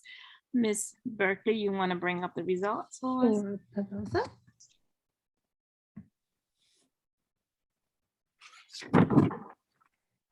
So for everyone who doesn't know, the BOFA committee, first of all, our first was to send out results, and we showed that, and you can go back and look at it from what the public thought was the budget priorities that was needed for our operating budget. And so then after we did that, we actually showed the everything that we got from the surveys. And how many people was it that completed the survey? Do you remember offhand, Ms. Berkeley? There was a lot. And we had of the original? Yeah. Had almost 2,000. Yeah. So it was a lot, and they gave their comments. And so then after we did that, what we did is we narrowed it down, and we let each and every board member saw it. And we even showed from what district, when the people knew what district they were in. You guys got to get better at knowing who represents you. I know y'all all think I represent y'all in District 6. That's okay. But then just in knowing your district.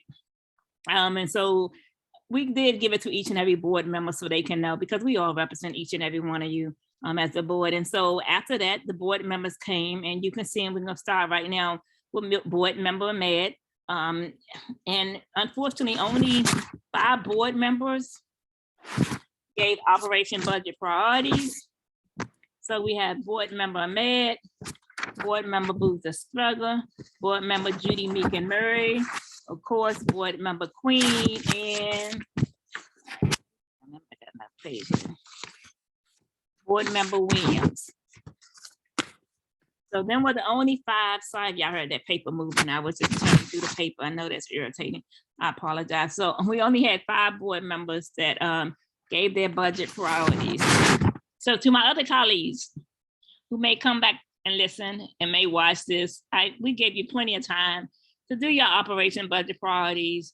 So when you come back later on and y'all want to change the operation budget and want to add all these other things, I'm going to be questioning why.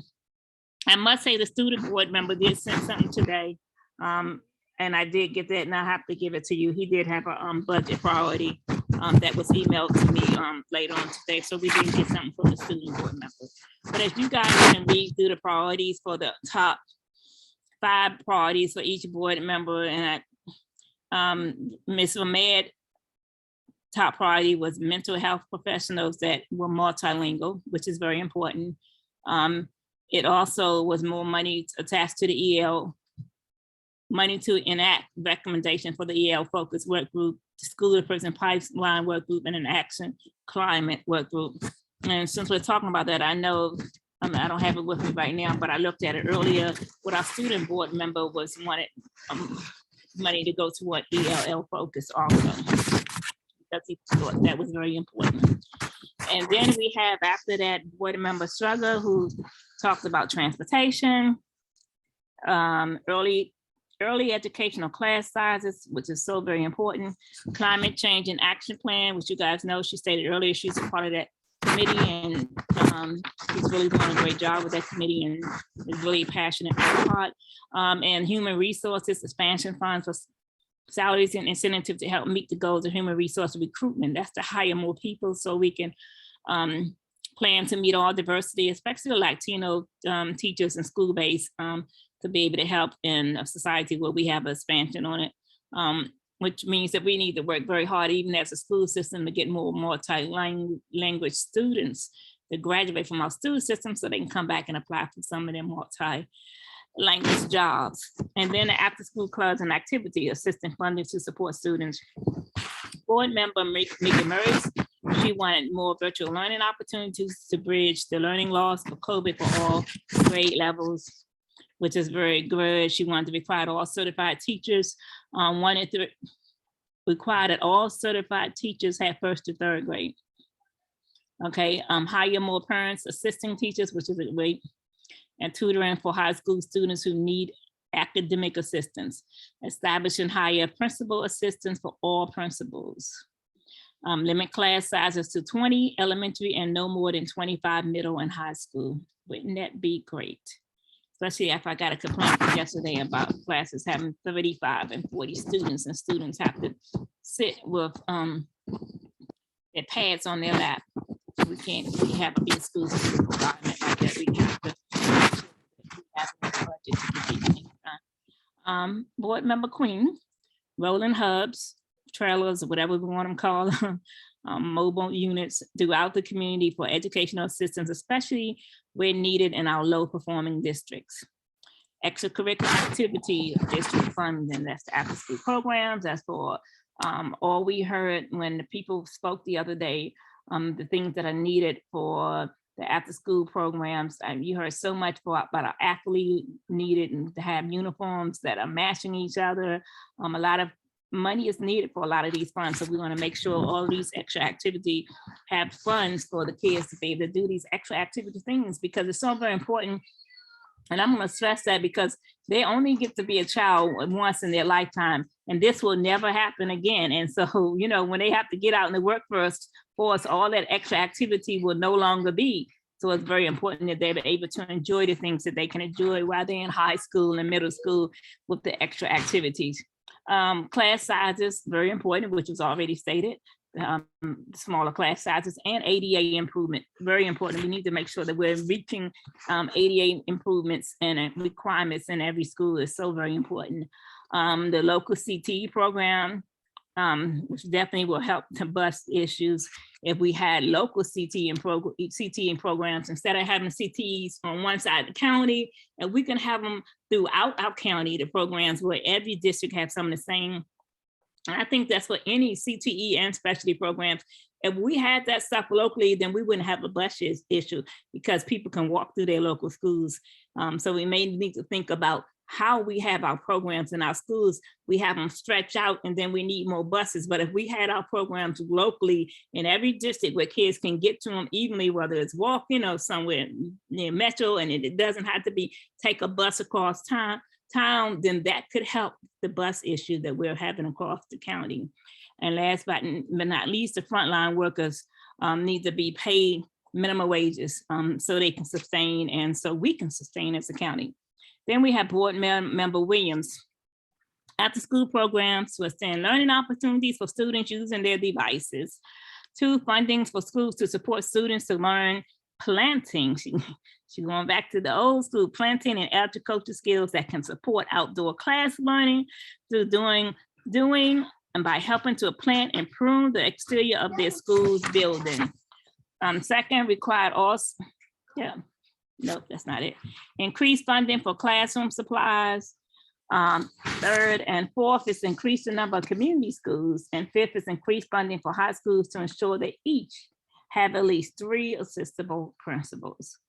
And which is so interesting, as I read over each of these things, it was actually some of the things that were suggested when Dr. Golson had her town hall the other day. A lot of these things were really, and this was really put in before then, but these are some of the things that was read and suggested at the town hall meeting. So it seems as if we're all on one accord with that. Oh, and for the committee, for committee chairs, what are your committee top priorities? I think the BAFA committee was the only one that submitted it.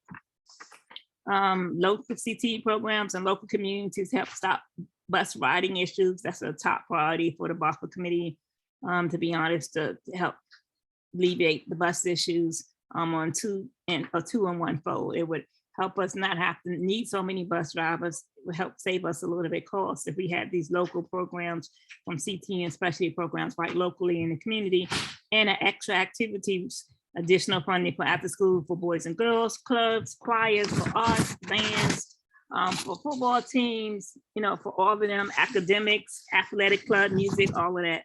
The roving mobile hubs to uplift our low performing schools in the community, very important to make sure we get each and every child where they need to be performing so our scholars can excel.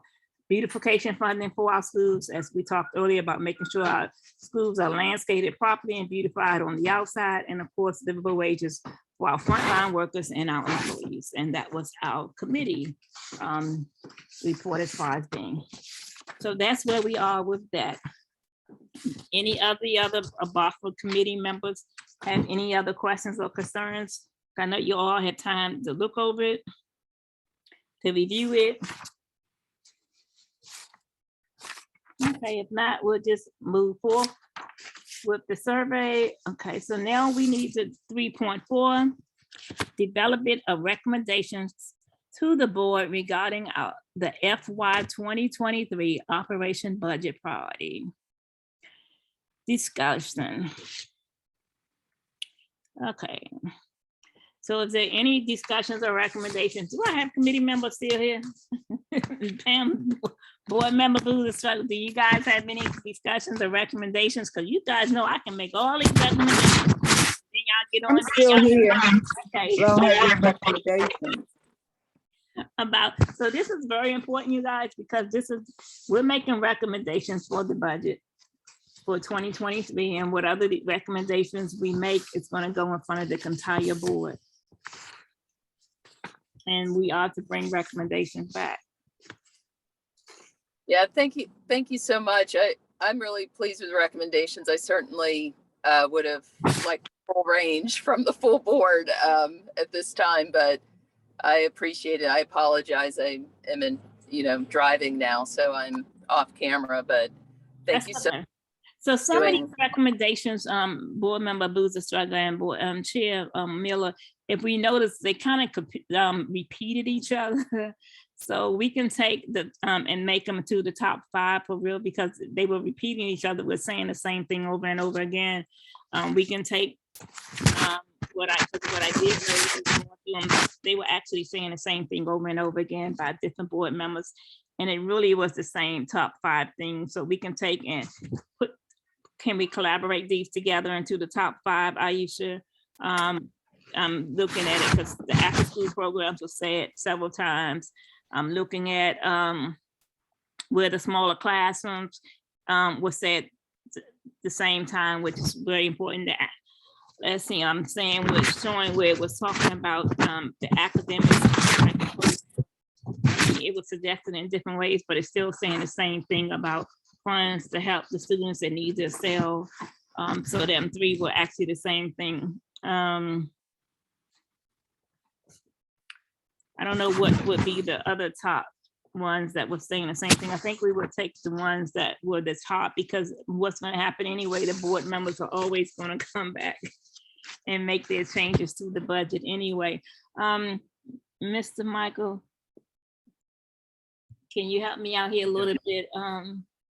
What you just heard and what was presented from the survey, can you address, you know what the budget looks like now. Are some of these things already included, or things that maybe they don't need to be part of our top priorities? Or is it something that maybe you say, yeah, well, maybe that should, but this is already taken care of? Yes, I think we're not at that point in the budget where we have a complete document yet. We just started earlier this week with our chiefs proposing their budgets to Dr. Goldson, and her running through in our multi-hour meetings line by line to determine what will make her proposed budget. I would agree with you that these are a lot very similar to what we've heard in everywhere in the community through the surveys, through Dr. Goldson's teletown hall, and it aligns pretty closely with the administrative priorities. I think that this really is the board side of the activity to let administration and the community know what the board's priorities are. So I think from the administration side, I don't really want to comment on exactly what we would like them to be. Okay, so at this point I think we really look at it, it may be 5 or 6 qualities, it may go extra one, but it's really saying the same thing if we combine some of these things. So what I would do is, if I can work with our office assistant and can assist me, and we can take and put these together into the top 6 or 5 or 6 or whatever priorities, and then present it to the board and let them know. So can I just have a motion to make a recommendation for us to take what we have received as the top priorities and present that to the full board on our October the 28th board meeting? So would you repeat what the top priorities are, what the list is? Okay. Because you read from many board members, and everything, could be a priority, but what would be our top, I would say 5. Okay, so what we was talking about doing is talking about taking, because some of them was the same thing, like the child classroom size, that was said probably 3 times. So we would have to actually break them down. Let's see. Well, if they need to be broken down, well, if you want us to vote, then I think they need to be broken down so that we can vote on them. And you said that there were duplications. So before we vote, I would think that we would list what the 5 top priorities are, and that's what we would vote on and present to the full board. I think that's a good idea, Madam Chair. So all of you have the same thing I'm looking at. And so, I don't know how the board member who's a struggle. I know you're driving. Can you maybe? Board member Queen, would you move that paper, because I'm so sorry. Yeah, I know that. It's very annoying. Yeah, I know. I'm so sorry, because I hate when people do that. So if you can just put the top priorities back up, and then that way board member Boozer Struggler, and then I'm gonna have to have the paper there. Hey, board member Queen, can you hear me? Yes. Hey, maybe as a friendly amendment in the interest of time, since there are more than 5 here, maybe the motion can be that we move to discuss board members' top priorities, and maybe Chair Miller will allow it to be amenable, and maybe, and it can't be an exec session, but just to open it for discussion. So I'd rather, instead of it being a recommendation of top 5, it's just a recommendation to discuss the top priorities of board members, and then that allows the full board to come up with what the full board's recommendations are, if that makes sense. Kind of makes sense, but to me, I'm gonna be honest, I want us to make a recommendation to discuss the top priorities, and it maybe if we can say choose from these as a board from discussing this, because I don't think it would be kind of fair if other people threw something in after other board members have taken the time to send in their top priorities. For sure, I mean the ones that are discussed here in front of us, based on the list that you have. Okay. Is everybody amenable to that? Is that good? So then what I hear board member Harris saying is that you compile all those recommendations that the 5 or 6 board members submitted, minus the duplications, and then you come up with that list to present to the board. Is that what you were recommending, board member Harris?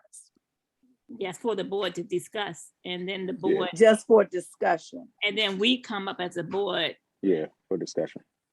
Yes.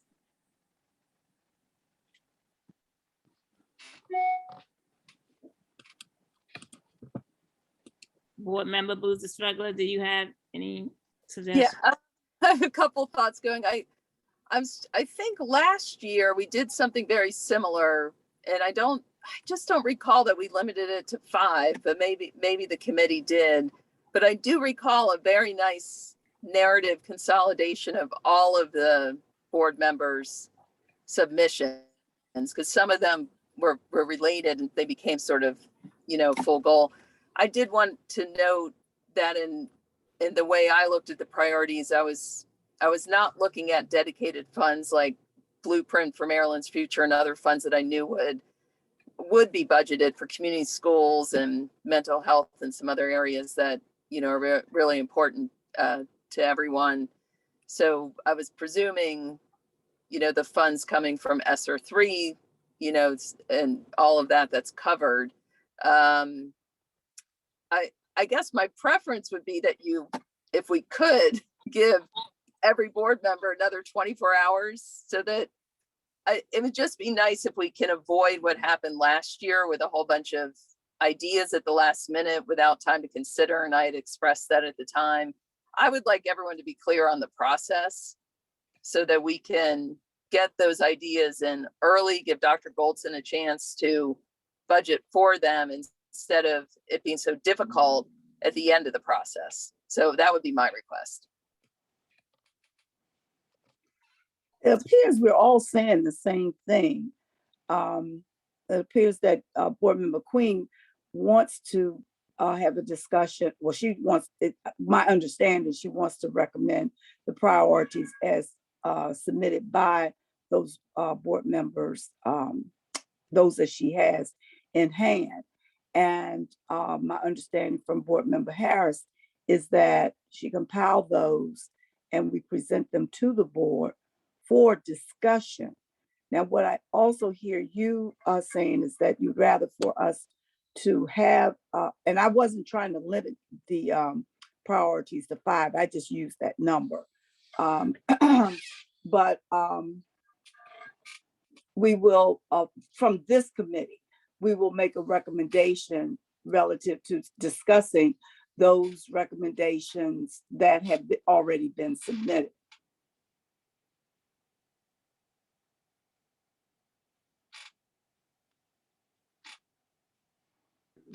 The only thing is a board member, Boozer Struggle, was asking to give, you were asking to give people 24 hours to have an opportunity to send in if they wanted to send something in. Well, I just feel like if we could get some more of those ideas in early rather than later, that's just helpful to everybody. But I understand given everyone 2 deadlines and you didn't get them. And I guess, mostly I'm just trying to make sure we don't have unnecessary conflict. I mean, and getting these ideas in early is always a more successful way to see them implemented. That's all I'm asking.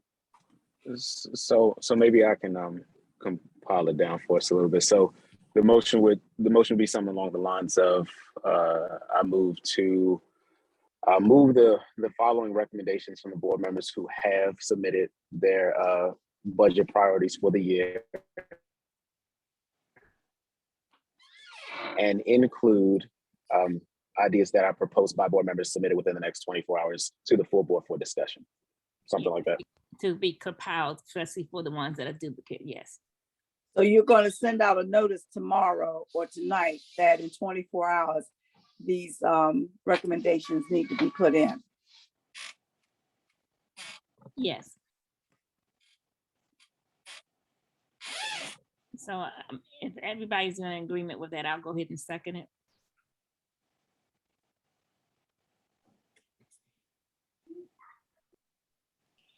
Ms. Berkeley, did you get the motion?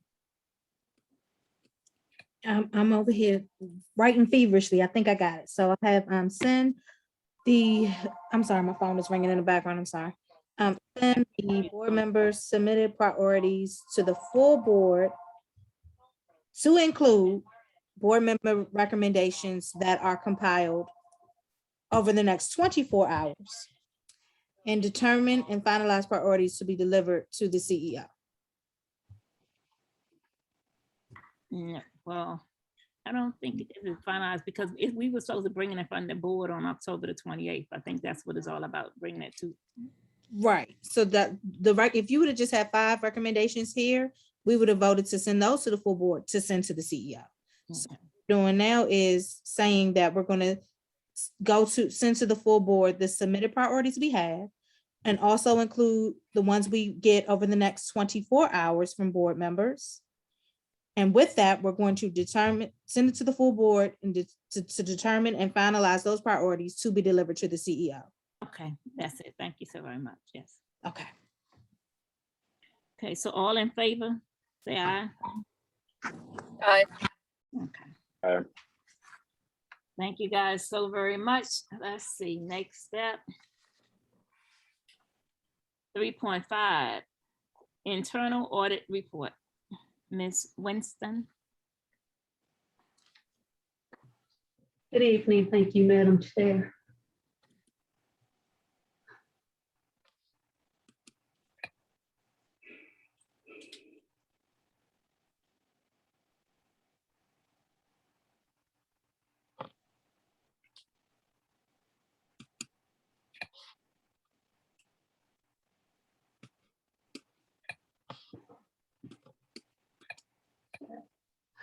Good evening. My report for you on this evening is on the internal audit fourth quarter report for June 30th, 2021. And this was a combined report in that it included the fourth quarter report, the annual report for FY21, as well as the FY22 audit work plan for this fiscal year. And this confidential report was issued on August 6th. So our fourth quarter FY21 accomplishments included the issuance of 16 audit reports, 3 of them operational audits, 3 investigations, and 10 student activity fund reports. The operations reports included the itinerant teachers, accounting and financial reporting, password management, and then there were investigations were employee and secondary employment, unapproved fundraising, and alleged unfair employment practice. And these were the student activity fund audit reports that were issued during the fourth quarter. Those are the listed school locations that you will see on this slide. So our audit accomplishments for the full year of FY21 included the issuance of 72 total audit reports. This included 47 student activity fund audit reports, 16 special investigations conducted, and 9 operational audits. A total of 224 total hotline reports were received and reviewed. Property technicians conducted 19 fixed asset inventories. And as a result of these activities, $15 million in assets were subject to audit. And losses of $1.8 million were estimated to be averted. And this is the FY21 audit plan that was put forth. And this slide shows the status of completion as of June 30th, 2021. Those activities with asterisks are those activities that were not completed in FY21, but were moved to the FY22 audit plan. We did have 2 staff vacancies, and that affected our ability to be able to fully complete the FY21 audit plan. So the risk assessment, data analytics for student activity fund, some of our continuous auditing, grade override interchanges, salary change review, new hire and background check mapping, as well as the transportation but flat practices and student applications were the audit activities that were moved to the FY22 plan. Actually, the transportation bus lab practices will probably move to the FY23 plan, and that it's usually involving a look back to the prior year in that we didn't have a full year of transportation. That's the reason why that will be moved to the FY23 plan. The supplemental payroll and overtime has now been completed as of today, as well as these student applications. And so these other audits that are listed at 100% are the activities that were completed and audits issued during FY21, including the Risk Management Office, accounting operations, administrative vending, accounts payable, consultant payments, itinerant teachers, school max grading policy, compliance IT audit, and the password management IT audit.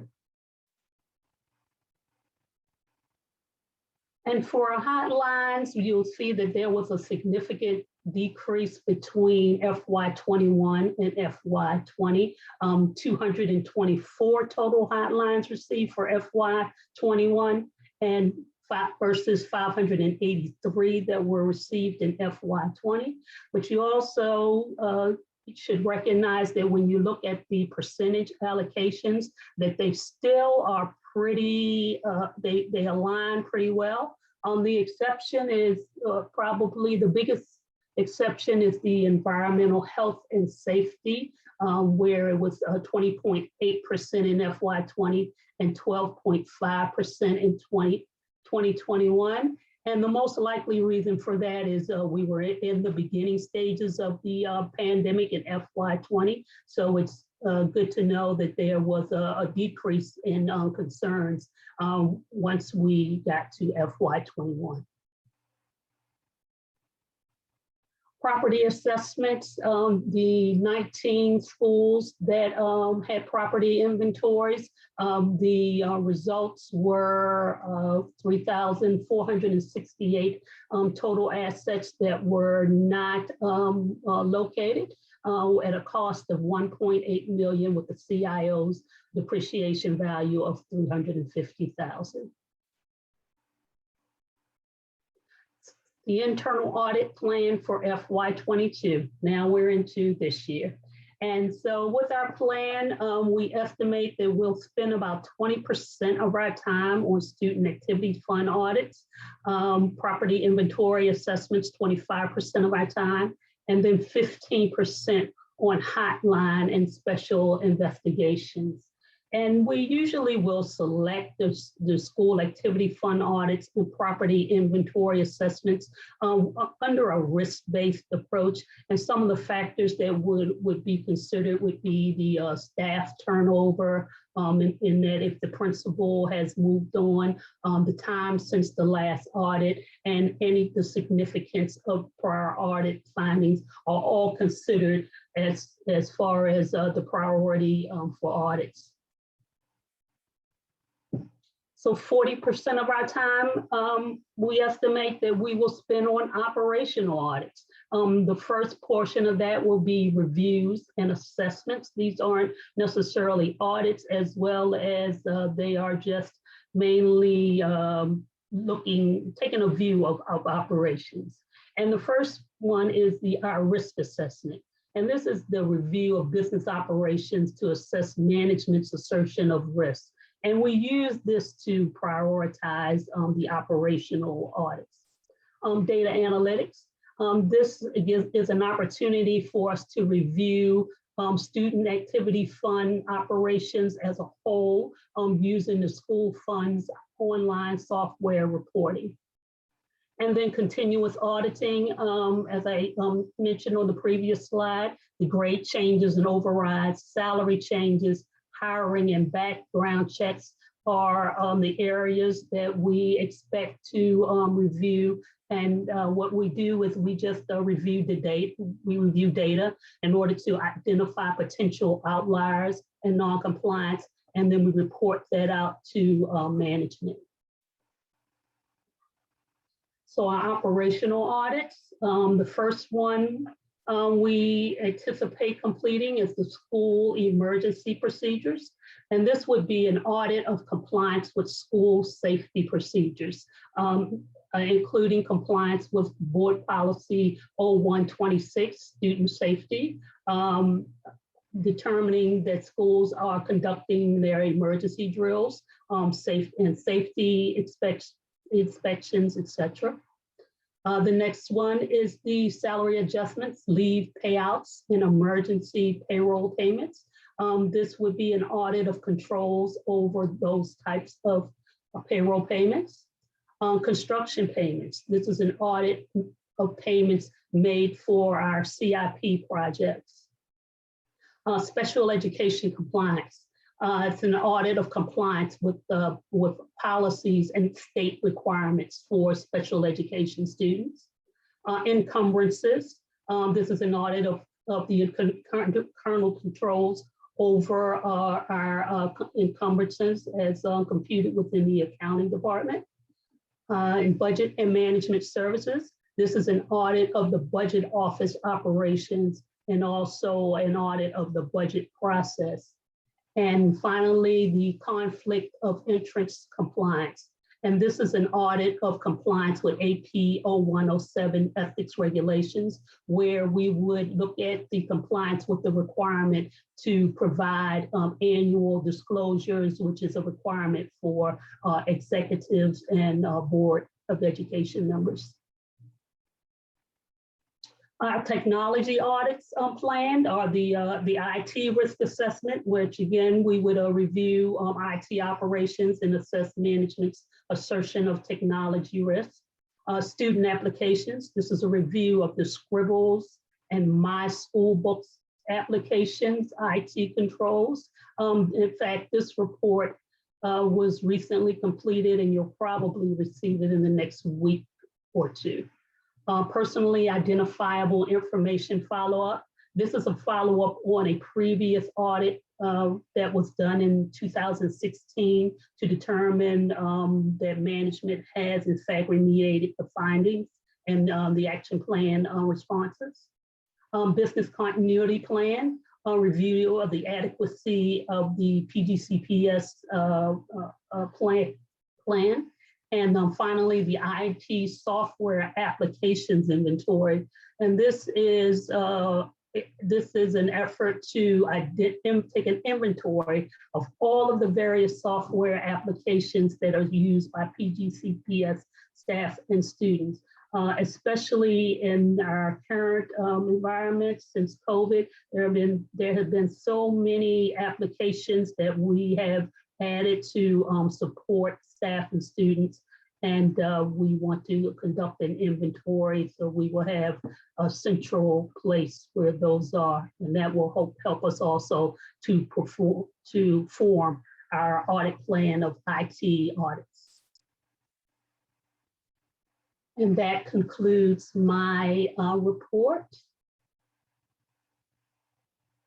Thank you so very much, Ms. Winston, your report. You're very welcome. Do anyone have any questions or comments on the report? Thank you, Ms. Winston. Very comprehensive report. You're welcome. Thank you so very much. I just have one comment. I'm glad to see that you're going to be going over emergency preparedness. I think that's a big issue with me, and I actually just had my assistant that sent something, a liaison, and sent something to Dr. Wilson on that. With us coming into COVID and so many different things we need to prepare for in so many areas of our country, having so many different emergencies with floods and with tornadoes and storms as a school system, we have to make sure that we're prepared for whatever hits. I'm glad to see today that when we had a water main break over here in the Capitol Heights area, that since it was about to get out, but Walker Mill was prepared by having the buses lined up and ready to move our students. But we have to be a school system to be able to be prepared for whatever come what may, that we are prepared. So when something hits us like COVID did, that we won't be shocked by anything. We will be prepared. We will have it prepared that we won't have an educational loss as we have had this time, because we can't take another hard hit like that. We have to make sure that we're always prepared and a step ahead of whatever may come. And so again, I'm glad to see that that's going to be a part of your FY22 and making sure that our emergency prepared systems are in order. So thank you so very much. You're welcome. If nobody else have any questions or comments, we'll move right along. Let's see where we at. So I think we're at the closing then. We're at 4.0, follow-ups and next steps. We already know that there's really no follow-ups for the good of the order. Anybody have for the good of the order? Dr. Miller, you got a for the good of the order? I'm quiet tonight. I see. But for the good of the order, I just want to say that it was a great ABAFA, Operation, Budget and Financial Affairs Committee. We were really engaged, we were educated, empowered. We got a lot of information, not just from the Interagency Commission on Public Schools Construction, but we even got a lot of information from our own staff on maintenance review. And then we got a nice report again from, as always, from our internal audit and all the things that's being done with our internal audit. And we also got some great reports on the operating budget priorities we're looking forward to for our 2023. So I want to say thank you to each and every one of you. Thank you to all who have taken the time to participate. Thank you for everyone who has been on the line, and thanks to everyone who has joined to make this a successful meeting. So at this time, may I have a motion to adjourn? So moved. Can I get it? Second. Okay, well, I just want to say we have the motion to adjourn. All in favor, say aye. Aye. Aye.